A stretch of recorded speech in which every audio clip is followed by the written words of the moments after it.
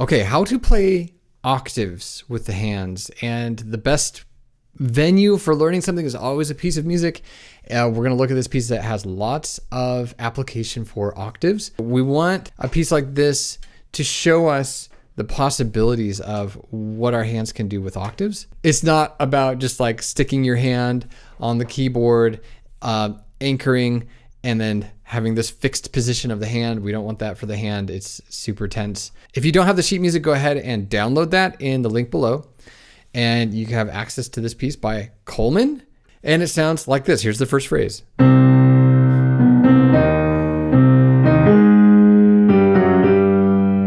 Going on.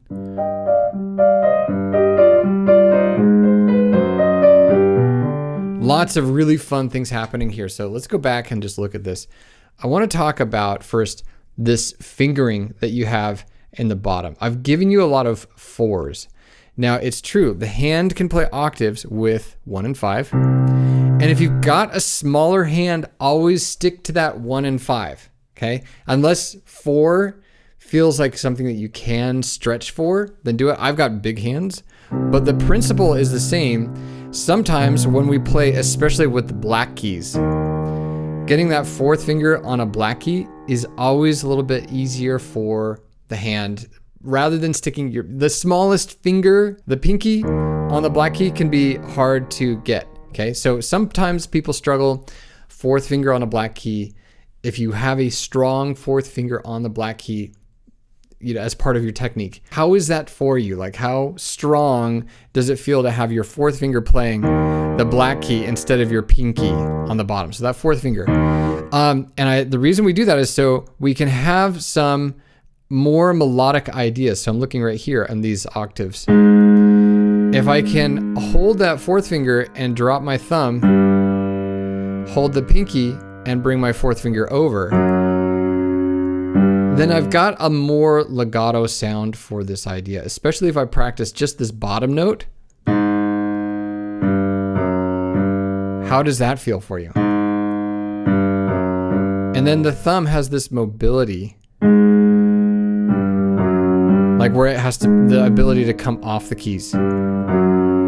So practice that little idea, and already we've got some principles of playing octaves already there. If you've got this melodic thing happening with octaves, try putting your 4th finger on the black key ones. So just looking at this, I just love to have a situation that's all octaves. We've got C, C, C, right? All octaves. Do you count 1, 2, 3, 4, 5, 6 like me? Or do you count 1 and 2 and it's up to you. I'll do it my way, which is to 6. 1, 2, 3, 4, 5, 6. 1, 2, 3, 4, 5, 6. 3, 4, 5, 6. 1, 2, 3, 4, 5, 6. 1. And I love this dynamic range of fortissimo to piano, and then the shape that you can do with this. Notice this little accent right here. We're going to it. Also, the fact that this is the downbeat and these are the weak beats of this last measure tell me that we're gonna do a little phrasing, playing, and then starting a little softer to that accent. Get louder to the accent is what I'm saying. 2.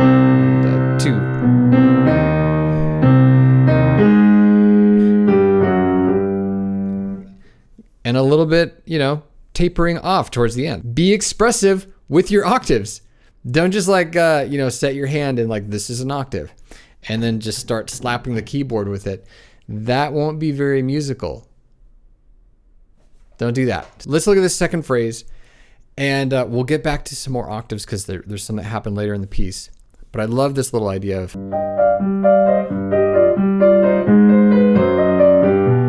But I want to show you some principles of this down-up thing happening. And I love to see a 2-note slur. When you've got things happening with just 2 notes or 2, in this case, 2 little dyads happening, there's always a down-up feel in the wrist. So drop, lift, drop, lift. Same thing. It's going to be down, up, drop, lift, and then this nice phrase. And I found a nice circle to the hand. If you can practice, I'm exaggerating it. So you can see what my wrist is doing. Drop, and then up and over. Sorry, drop, up and over, and drop in. Same thing with this left hand. There's another up and over phrase. A drop, lift, up and over.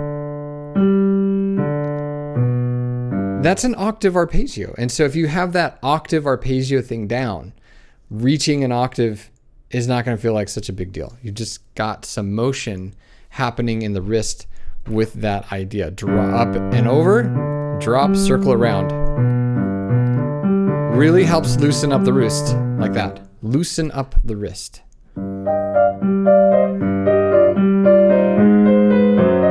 Drop, right?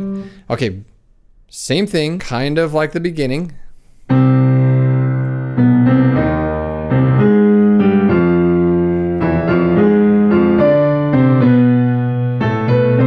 Okay, what I've done is added a finger substitution here.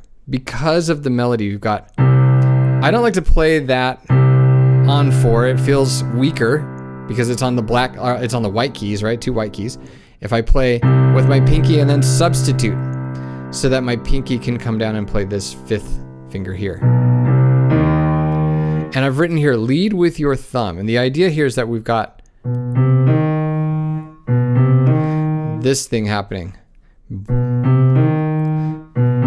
Your thumb is going to have to do some gymnastics here to get from each of those notes. So can you lead from that and then add your pinky and your 4th finger? Okay? And notice like what happens with my wrist. There's like a follow through as I go. Think of it as a gesture going up the keyboard. Okay?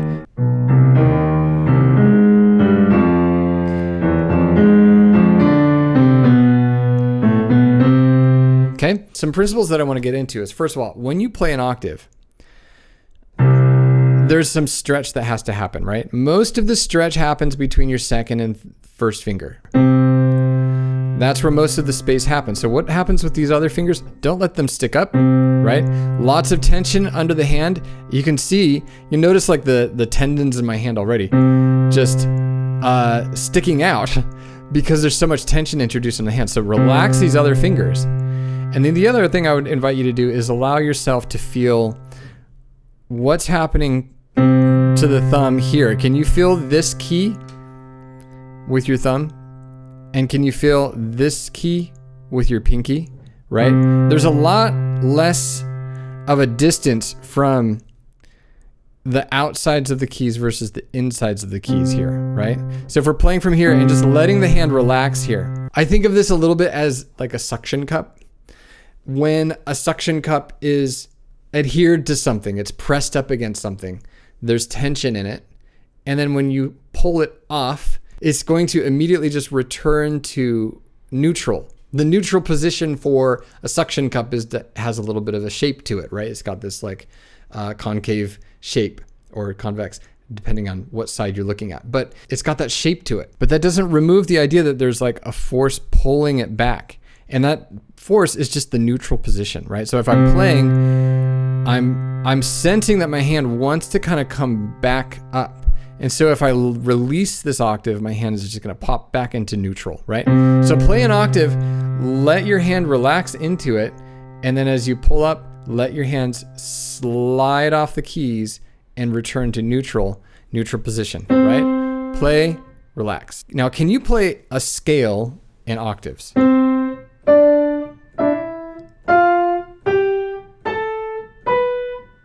And notice what happens to the hand. It just slides off, right? I can sense the thumb, the inside of my thumb is feeling that side of this key, right? I can feel it kind of brush up against, and my pinky, same thing. And if I play and just let it return to neutral, that's what we're trying to get to. Now I just played 8 notes. I've stretched and relaxed my hand 8 times. And if you speed it up, right? If that's...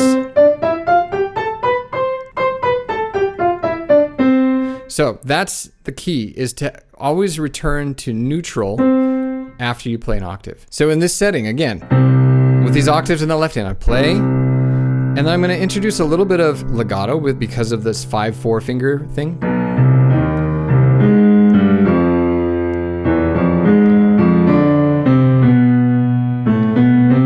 Okay, if you only use your 5th finger, you have to do that kind of sliding off.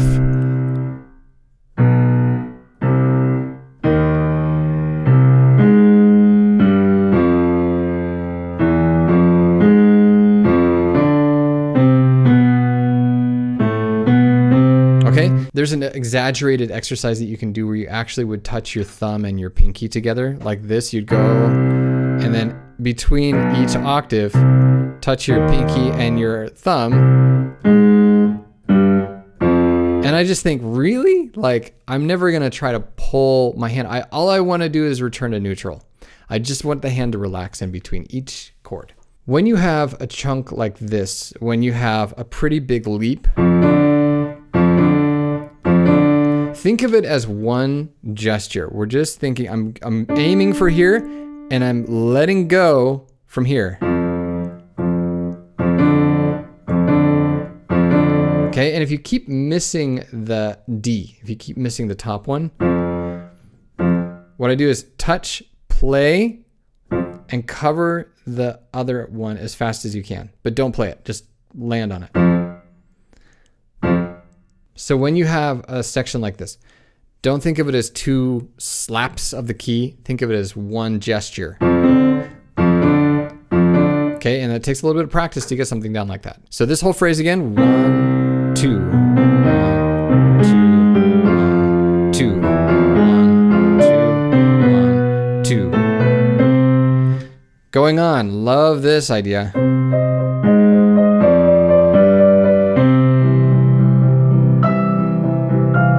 My only suggestion there is to make sure that there's a little bit of shape happening and land on the resolution with a nice, quiet resolution.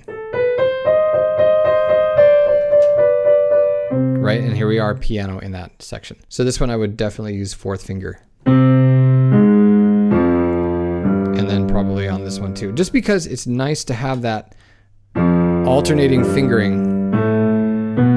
Could you do this? Where you are playing a scale in octaves and trying to make the bottom part legato using finger substitutions. Here's another opportunity for the arm to relax on octaves. Play the octave, follow through, and substitute the finger so that we can reach, right? Very legato. We're trying to keep this 5/4, 4 connects to 5, 5 connects to 4. We can connect all of those.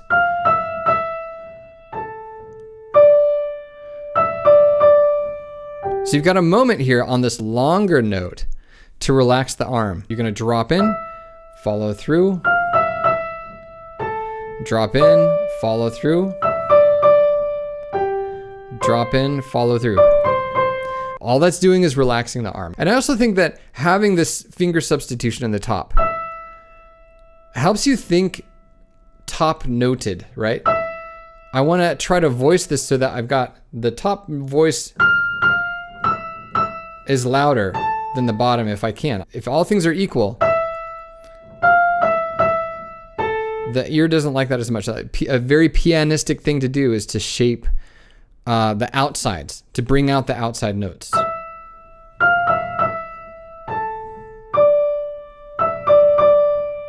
Okay, left hand has this.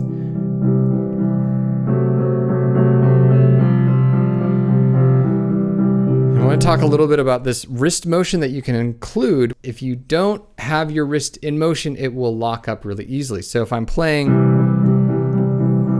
and then just like lock this wrist, a lot of tension already in my arm, in my wrist. But if you drop in, like over the course of these 6 beats, 6 notes, can you relax the arm or relax the wrist and raise it? So 1, 2, 3, 4, 5, 6. Drop down. 1, 2, 3, 4, 5, 6. 1, 2, 1, 2, 3, 4, 5, 6. So anytime you have like a repeated pattern like that, raise your wrist. Let your wrist be lifting and adjusting its position as you go along. And in this, I like to do it.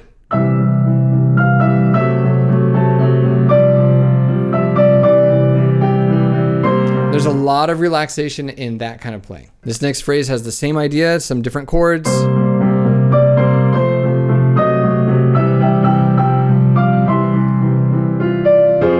Okay, some more filled in chords, but we still have these octaves happening in the left hand.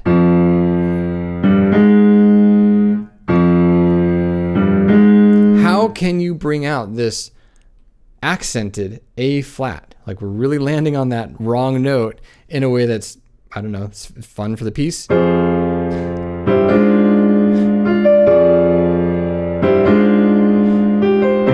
Okay, I've suggested some good fingerings here. I really thought this out. Maintaining the same finger for the common note and then dropping down in a way that's efficient for the hand. So just looking for opportunities to build in efficient fingering.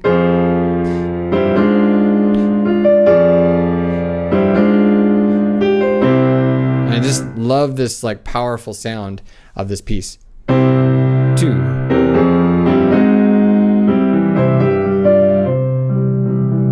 Okay, notice this left hand here, where pianissimo, how do you keep this from getting too loud?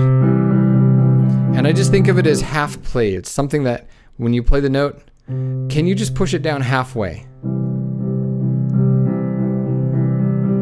We don't want this sound, right? Any sort of looseness in the finger. So it's a little bit of place, and without tension, keep the shape of the hand strong. You can do that thing where you raise your wrist as well,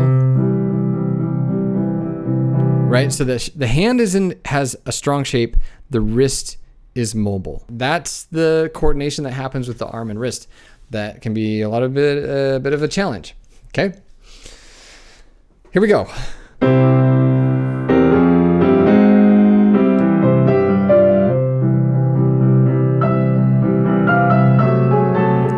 Like before, relax on these longer notes. Okay, same thing.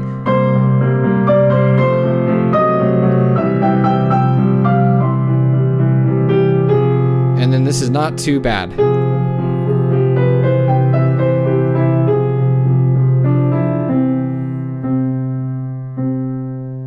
Okay, so this is an introduction to a bunch of waltzes. If you want the rest of the waltzes, I didn't think they were as fun. Plus it would just make this video like super long, but I will link to the original source of this public domain piece that nobody's ever heard of, but it's fun to play. So let's look at the beginning of the waltz that comes with it. Sounds like this.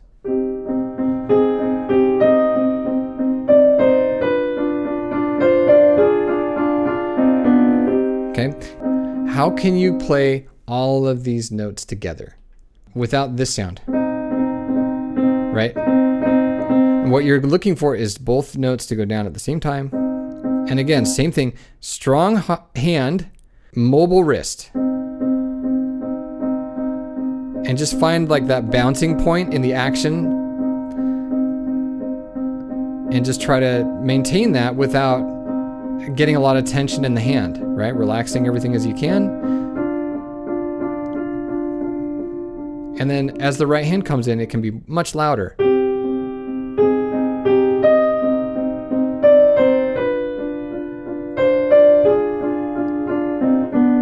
And this is a really great time to practice this idea of balance.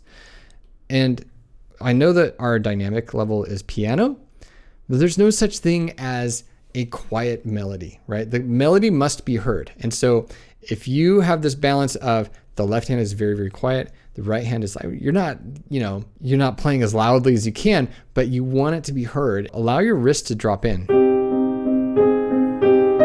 And just think like of a healthy mezzo forte for the right hand as you play, okay?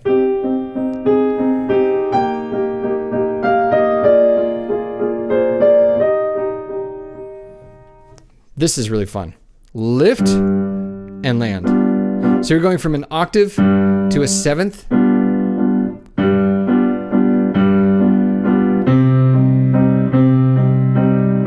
Okay, when you practice things like this, there's a lot of this drop cover. right? Drop in, actually you're gonna lift from this chord and just cover the middle one. And you can do it without looking if you practice. I'm gonna do it like this so you can see my eyes and my hands. I'm just feeling without having to do it, because this back and forth waltz thing that happens, you've got to be able to cover the left hand without looking at it. And the way I'm doing that is definitely feeling for these black keys. I'm feeling my third finger against this black key and my second finger against this black key, and I just can place things nicely that way. So there's a lot of tactile awareness that happens, and you cue into that if you don't distract yourself by playing the note. Cover the note that you're looking for. Don't play it, just touch the keys. And that way you're taking away the distraction of the sound of what you're trying to practice, right?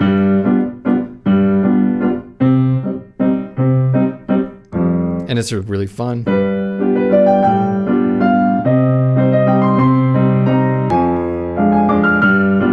And this should be a 3, play.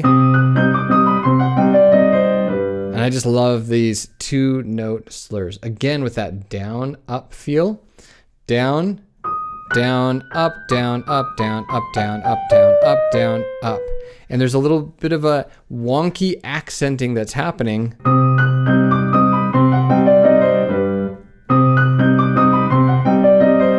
And I really like that feel.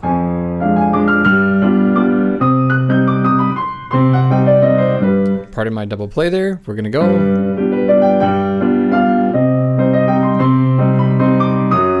Fun diminished 7th chord happening here.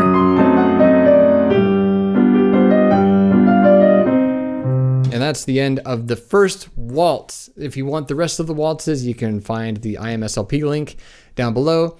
And then if you want this engraving of it, there's the link below. And then if you want to hear the recording of it, I'm gonna try to put the video above to watch next. So bye.